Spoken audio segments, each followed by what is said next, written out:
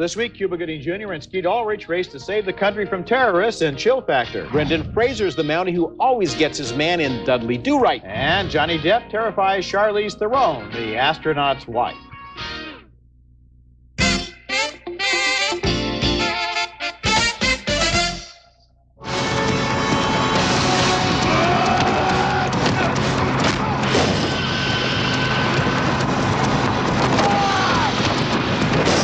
Now, if that canister doesn't stay below 50 degrees, millions of people are going to die. And Cuba Gooding Jr. and Skeet Ulrich star in Chill Factor, one of 5 new movies we're going to be reviewing this week, plus the revival of Yellow Submarine. I'm Roger Ebert, film critic for the Chicago Sun-Times. And I'm Joel Siegel, film critic on ABC's Good Morning America. Nice to have you back, Joel. Nice to be here, Roger. Okay, first movie. Our first movie is Chill Factor. And if this were a satirical parody of Speed, the plot description would sound just about the same, because instead of a bus that can't go slower than 50 miles an hour, we have a canister containing a biological warfare weapon that can't be heated above 50 degrees. The movie is mostly one long chase scene, and if you have to keep something cool, well, obviously, it makes perfect sense to use an ice cream truck. Look, if I don't get this stuff to Magruder, it's goodbye Andy's ice cream, goodbye Jerome, goodbye Montana. Wait a minute, you don't believe the dead guy, do you? Yeah, I believe him. He was my friend. Crying out loud. That's Skeet Ulrich as a general store clerk whose fishing buddy has just been shot by terrorists. The buddy is a high-ranking scientist who begged him to deliver a deadly defoliant to the government. Cuba Gooding Jr. is the ice cream truck driver who has a lot of reasons for not wanting to get involved. 911 emergency, please hold. You got it. They put me on hold. Probably because they know a psycho when they hear one. No, I'm not the psycho. Hey, take a look at your situation. Reconsider that statement there, night shift. You're a psycho and a hijacker. Right, the gun was empty. Every time I look at you, I want to hit you. You want to hit me? You know? The code name for the poison is Elvis, and the terrorists are not amused to learn that Elvis has left the building. Hit him.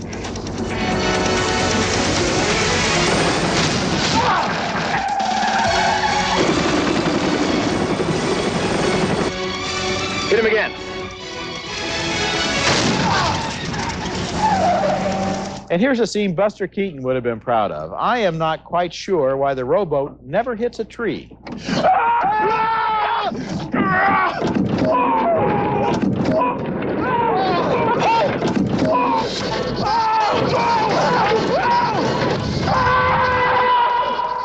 And of course, it goes without saying that the river is glacier-fed, which helps them to keep the canister below 50 degrees. Chill Factor is filled with logical dilemmas. For example, how does a grocery clerk in a borrowed ice cream truck manage to make a fake poison canister that's good enough to fool a terrorist? Another problem is the distance between Skeet Ulrich's earnest action performance and Cuba Gooding's goofy one-liners. I've got an idea for the sequel. Put Cuba Gooding on a treadmill, and it blows up if he stops. Oh, that's a very, very good idea. The total and complete rip-off of a very, very good movie, Speed. And meteorologists call this time of year the dog days of summer because Sirius the Dog Star is in view in the southern sky. But movie critics know why it's called the dog days, because we got to sit through movies like The Chill Factor. So poorly directed. One sequence, the ice cream truck is hanging over a cliff. And you see it hanging over a cliff in the opening shot. And then you don't see it hanging over the cliff again. The rest of the shot sequence are close-ups of the guys moving, close-ups of the wheels of the truck. They could be anywhere, and they are.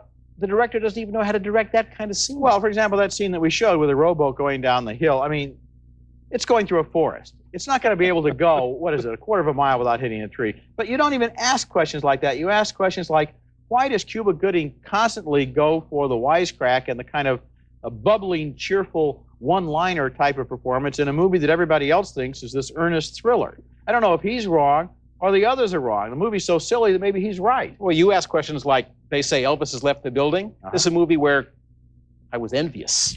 Next movie, and it's called In Too Deep, the old cop undercover story where you know from the title that the cop goes in so deep, he's not sure if he's cop or crook. All the drug movie cliches are lined up like ducks in a row. The acquaintance who almost gives the cop away, the girlfriend who wants him to quit, the friendship with a guy he's trying to bust. But In Too Deep impressed me because of the way the cast and the filmmakers did their best to overcome the genre. Make that happen. Yo, roll up close, man. I want to see the whites in this cat eye.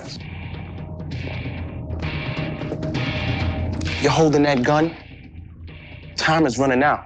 We out. What you talking about, though? Your brain vaporized like 10 minutes ago. That's Omar Epps lecturing a room full of rookie cops on how to go undercover. The big dealer thereafter, played by rap star LL Cool J, calls himself God. Way obvious, but he impressed me too a lot. His turn on a dime bag from street charm to murdering sociopath, very convincing. He is a very good actor. She said, yeah, that cop fooled everybody. Talking about you without a doubt, the picture brought him down, man. Nah, we were a cop, Jay. What you think? I think you know the answer to that, clown. Intense, yes. The gritty intensity is just part of what impressed me here. The cast is another. Stanley Tucci and Pam Grier, Foxy Brown herself, are among the stars of the Cincinnati Police Department. Put that gun down!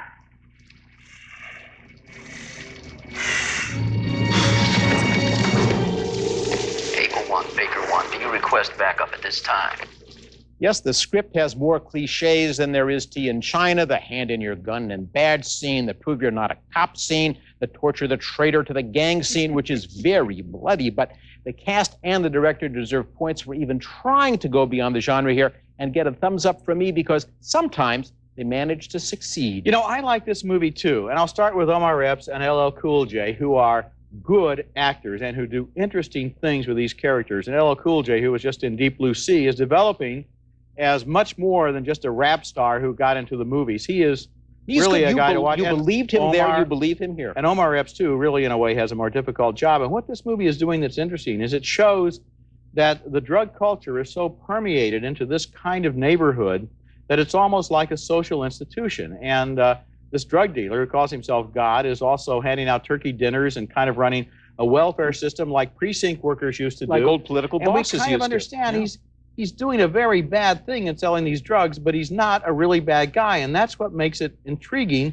when he gets a relationship going with this cop. There's also one very nice little throwaway piece of business of a woman who LL Cool J wants to use her apartment to do business. And he says, and I'll give you free drugs. And she says, no, I don't do that stuff anymore. And she looks great when she says that. He moves in. The next time we see her, it's about 2 months later in the plot. She looks like an extra from Night of the Living Dead. This is a movie about drugs that does not promote drug use. It's a surprisingly good movie. Sometimes movies like this are advertised in such a way you think you know exactly what to expect. And in this case, you don't. Later in the show, Johnny Depp comes back from space to mystify the astronaut's wife. Where you gonna go? Coming up next, Brendan Fraser is Dudley Do-Right. Do I like to shop? Oh, yes.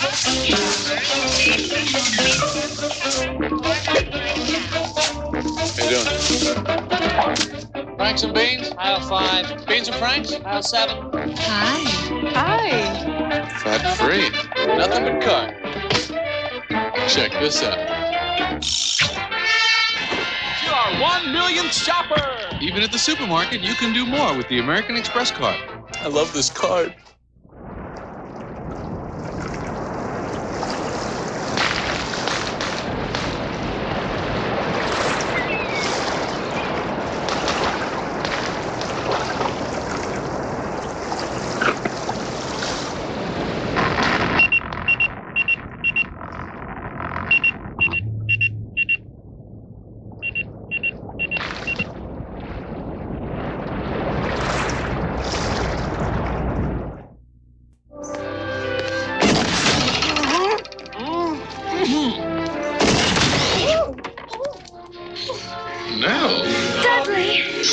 Brendan Fraser and Sarah Jessica Parker find love at last in Dudley Do-Right, a cheerfully moronic live-action version of the TV cartoon series about a Canadian Mountie in the town of Semi-Happy Valley.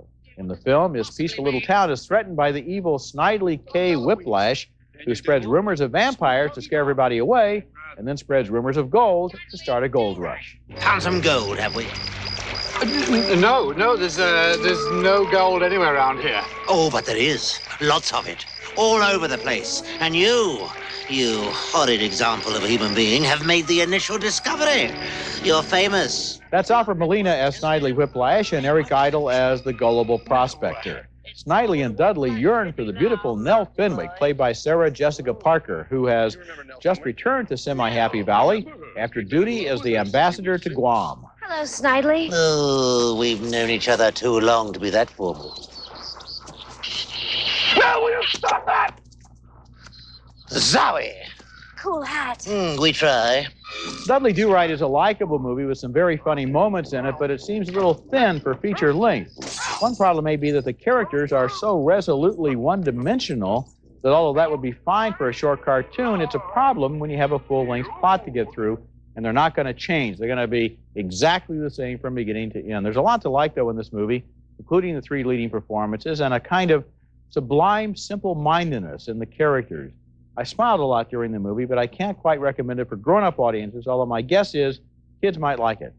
Kids like smearing strawberry jam all over their bodies and running through the house too, screaming. yeah. Absolutely. Okay. And in ways even more fun in this movie. I saw you exactly a week ago talking about animated films and saying that you gave 3 classic examples. In each example, you like the animated film better. And I'm watching this. I'm a big fan of Dudley. And the animated film was better in every way. And I'm wondering, why do this? Why do this? Well, one reason is because George of the Jungle made so much money. So why not have him go back and make another J. Ward movie? And you know, Brendan Fraser is pretty good at this kind of stuff. I mean, he does about as much as can be done with it. And there are some big laughs in this movie. There's one scene which I don't want to give away the laugh on TV, but Dudley and his girlfriend Nell are rowing away from the corn festival. And Nell is saying, I wish we could have stayed for the fireworks. And if you can picture that scene, you know, I really thought that was funny. So there are some good things in it, but the fact is, it's basically 6 minutes of material at 87 minutes in length. The guy bought the rights to Dudley Do-Right. He's got, must be 500 different little episodes. He could have stole better jokes. Coming up next, Johnny Depp goes on a space mission and comes back a changed man. Hollywood, we have a problem. There were no critic screenings of The Astronaut's Wife, which is usually a countdown to trouble. The studio doesn't want critics to see it, almost always because the movie stinks. So I go into the theater expecting to hate this movie. I am set, I'm psyched, the bile's backing up, the vitriol is flowing, and I didn't hate it. But even worse, I didn't care. Charlize Theron is the astronaut's wife. Johnny Depp, her husband, is in orbit. Joe Morton shows up. #1 suspect on my list. I saw his toenails and brother from another planet. But no, he works for NASA. Is my husband dead? Ma'am, I don't know anything about the condition of her health. Is my husband dead? I just don't know. Then take me to someone who does. Well, of course he's not dead. Otherwise, the movie would have been 11 minutes long. And what bothered me is that The Astronaut's Wife is made by people who assume we've never seen another movie. For example, we're told Charlize Theron has emotional problems. But when she wonders whether Johnny Depp has been altered in outer space, we're supposed to suspect maybe he's fine, it's her. But we're smart enough to know that if that were true, there wouldn't be a movie. I don't understand any of this. What they're talking about, it's like they're speaking in code. Honey, it's business. That's all. Why do you have to build that plane? The way you talk about it, it doesn't even sound like you. Then Joe Morton shows up again. NASA fired him because he found out the truth. But does this mean he can't afford a razor blade? And wouldn't he be smart enough to know that if he behaved like a maniac, she'll never believe him? They train for explosions. They train for accidents. They train for hundreds of hours. If something goes wrong, they have a plan. They don't panic. They don't deviate. They stick to the plan. That's what they do. Something happened out there that these 2 men had not trained for. Finally, she realizes the twins she's pregnant with have an unearthly father, but we knew since she's wearing the Mia Farrow hairdo. Remember Pray for Rosemary's Baby? I was praying for Mrs. Siegel's baby, praying he'd stay awake. Where you gonna go, Joe? Huh? Where you gonna go? If I were her, I'd go see The Sixth Sense and find out how to do this right. You know, I also went to the movie with the same state of mind, because when they don't screen it, you figure it's probably a stinker, and it's not a stinker. I mean, a lot of movies that are screened are a lot worse than this one, but the problem is all the craft is there, all the technique is there. There's that wonderful shot of her in front of the big television monitor, so it's like she's landing on the space pad instead of the shuttle. Great photography, mood music, wonderful setups, and no payoff. We've seen movies where aliens come because they want, they look at the Earth as a giant McDonald's, 2 billion served, and they're going to eat all of us. This is the first time that I can recall that aliens want to take over the Earth by boring the people to death. You know, it's interesting. Now, you kind of gave away the fact that she is pregnant with aliens, but I guess maybe people figure that out. These aliens don't seem all that bad. I mean, I often wonder in science fiction movies why we assume that anyone visiting Earth is going to be hostile and they're going to take us over and they're going to be monsters. These aliens seem pretty clever. They figured out a way to get to our planet without having to get in a spaceship and fly here. And maybe it would be wonderful. I mean, if you were a woman and you were having twins and you knew that they were, in fact, a life form from outer space, well, I guess most women probably wouldn't like that, would they? No. But there would be some women with the imagination to say, hey, that's really neat. I'm going to have aliens. I'm curious. I don't think I'd like that movie either. Okay, next movie. Our next movie is a very strange, dark fable named All the Little Animals. And despite the title, this is not a children's film, although older children might enjoy its bold strokes of good and evil and such stock characters as a wicked stepfather and a hermit who lives in a cottage in the woods. The movie stars Christian Bale as Bobby, a rich but somewhat brain-damaged 23-year-old whose beloved mother dies after, according to him, his stepfather shouted her to death. The stepfather wants to get his hands on the family fortune, but Bobby runs away.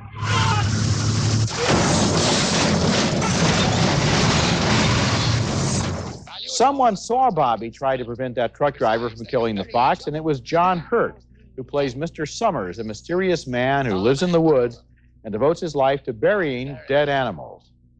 I buried rabbits, rats, mice, and birds, and frogs, hedgehogs, even snails. But where'd you find so many things to bury? Where do you think?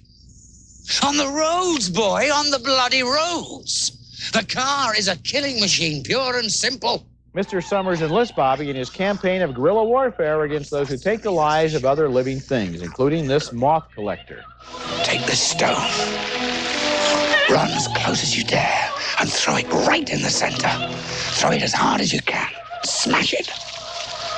You think you can do that? Yeah, I can do that, yeah.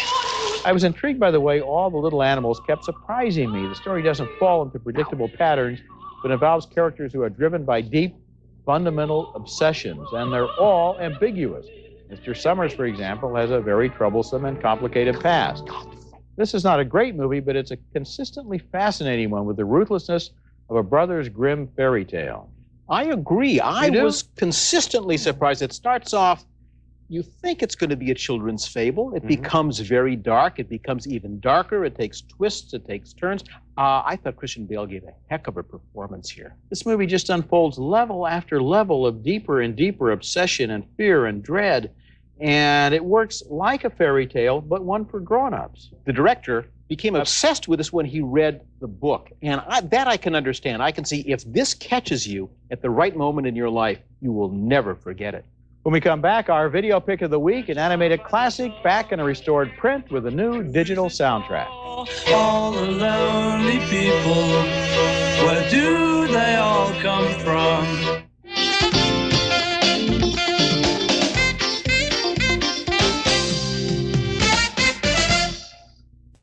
Roger Ebert in the Movies video pick of the week is brought to you by Nestle's Raisinets. At the movies or at home, Raisinets.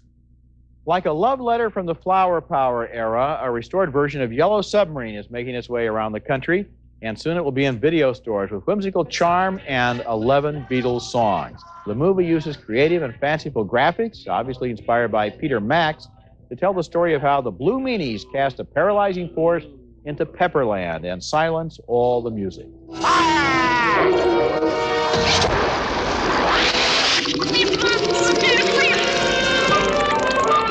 Only old Fred, leader of Sgt. Pepper's Lonely Hearts Club Band, escapes the Meanies. He journeys in the Yellow Submarine to enlist the help of the Beatles. The animation has a lot of fun with dimensional paradoxes, as in this scene from the Sea of Holes.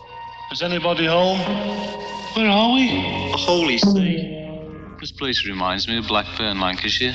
Oh, boy. The movie was originally released in mono, but the restored version was remixed at the famous Abbey Road Studios into 6-track digital surround sound. Lucy in the sky with diamonds. It's a real treasure. Look for it now, Yellow Submarine, in your nearest repertory theater. It's going around the country on film, and then it's going to be in video stores on September the 14th. The perfect view of 1968. The movie, again, they say about the 60s, if you remember them, you weren't there. And I was surprised at how much I didn't remember about Yellow Submarine. that I just like. The Well, graphics one thing, are clever. The graphics are clever, and even though it isn't full motion animation, who cares? Modern Japanese anime isn't full motion either. What they do is they have the moving camera, and they have planes and levels of things that are having the brilliant, bright colors, and then these interesting things they do with space and time. I love the creature with the big vacuum nose, and it vacuums up everything in sight, and then it vacuums up everything in the frame, and then it looks around and it sees its tail, and it vacuums up itself. I just love that scene. The truth is, the book, which we would call it if it were a Broadway musical, is very, very weak, and the dialogue isn't so good, and the real Beatles were funnier, but that music and the way it sounds, surround sound on a DVD, this is a reason to buy a DVD. I'll tell you, I think now that it's back, this movie is not going to go away again. Far out. Groovy. Okay, we'll be right back.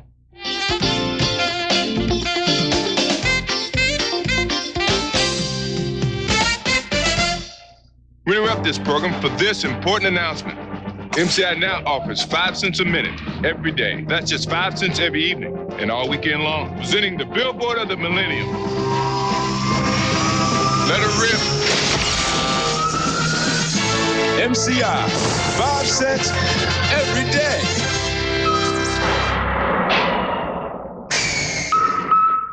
That's one powerful message.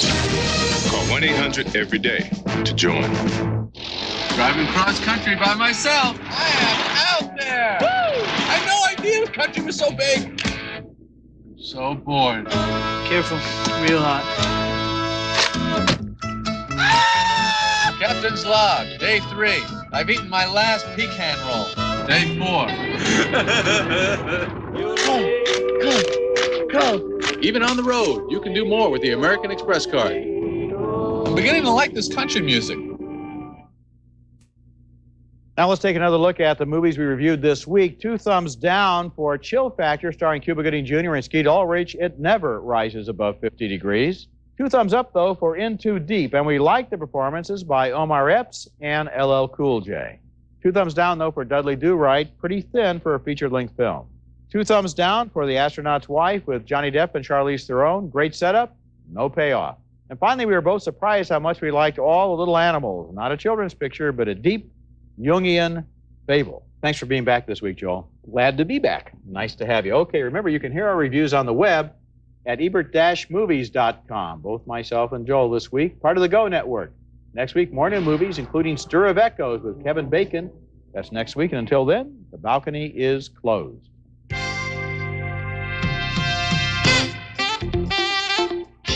Get the exact same contacts prescribed by your doctor. Only with 1-800-CONTACTS, you get them for less. Call 1-800-CONTACTS or visit us at contacts.com. History teaches us many lessons, one of which is few things last. Like a Moen faucet. Moen, buy it for looks, buy it for life. Nothing tastes like popcorn cooked in a pot on the stove.